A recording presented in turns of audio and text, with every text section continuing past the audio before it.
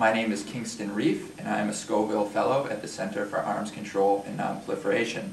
I'm pleased to have with me Dr. Len Weiss, who is currently affiliated with Stanford University and an advisor to the Campaign for Responsibility in Nuclear Trade.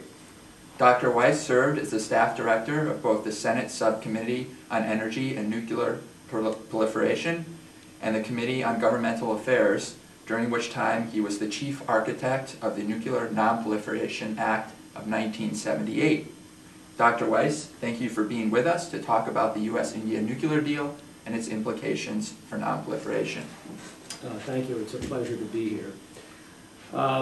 President Bush is prepared to send to a U.S.-India nuclear agreement to Congress for its approval.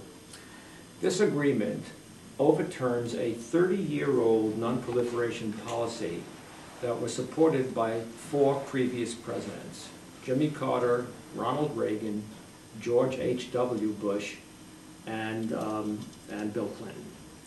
The agreement could spur a nuclear arms race in Asia. It could make it more difficult to improve the non-proliferation regime by requiring stiffer safeguards for nuclear activities. And it could also increase the amount of nuclear weapons and nuclear materials floating around in the world that are sought by terrorists. The agreement rewards India, despite India's refusal to accept rules of nuclear behavior that have been adopted by 189 nations around the world that have signed the NPT, the Nuclear Non-Proliferation Treaty, including the 5 recognized nuclear weapon states. Moreover, the agreement is likely to enable India to produce more nuclear weapons faster as a result of reserving its indigenous uranium supplies for the making of weapons, whereas today it has to use some of those supplies for the purpose of producing electricity for its civilian sector. The U.S. nuclear export rules that the agreement would overturn came about because of a previous violation by India of a nuclear sales agreement with the United States, in which the Indians took nuclear materials that were sold by the United States to India under a peaceful use agreement for the purpose of making a nuclear explosion in 1974. As a result of that test, the U.S. Congress enacted the Nuclear Non-Proliferation Act of 1978, which required all non-weapon states, which included India at the time, to agree to what are called full-scope safeguards, that is, inspections on all their nuclear activities by the International Atomic Energy Agency. The Indians refused to accept this requirement, and as a result, the embargo on nuclear trade with India occurred, and that has been there until now.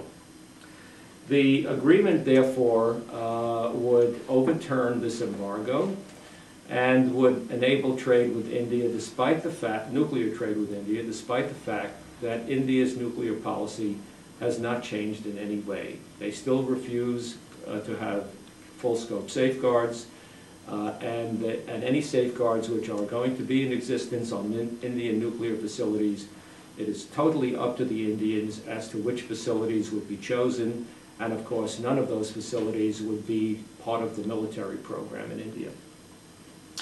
The same rule, this full-scope safeguards rule, which the United States adopted in 1978, has subsequently been adopted by the 45-nation nuclear suppliers group, so that India cannot receive nuclear trade from any country in the world today, at least not legally.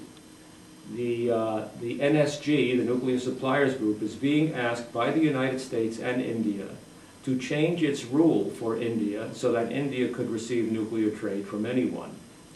The U.S. agreement, the U.S.-India nuclear agreement, would be sent up to the Congress for approval by President Bush if the Nuclear Suppliers Group agrees to change its rules.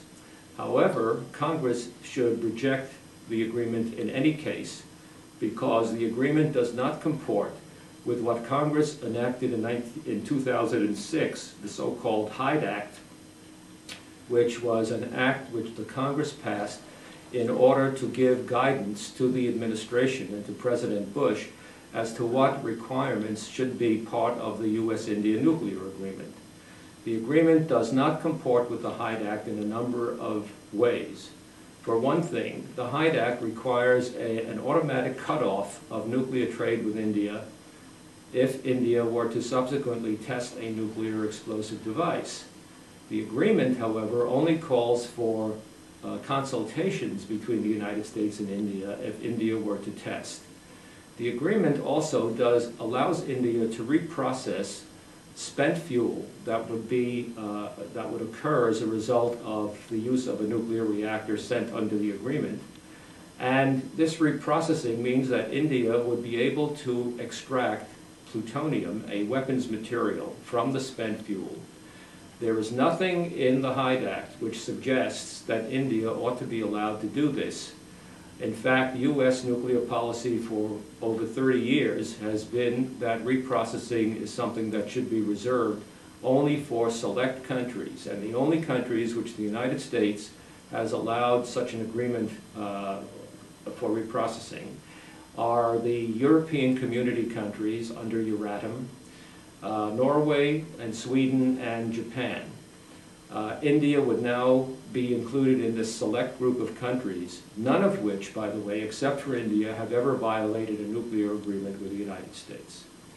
The agreement also would allow India to stockpile uranium in order to be able to overcome any cutoff that would occur as a result of a nuclear test, let's say. The Congress, in the Hyde Act in 2006, specifically instructed the administration to not allow India to obtain such a stockpile.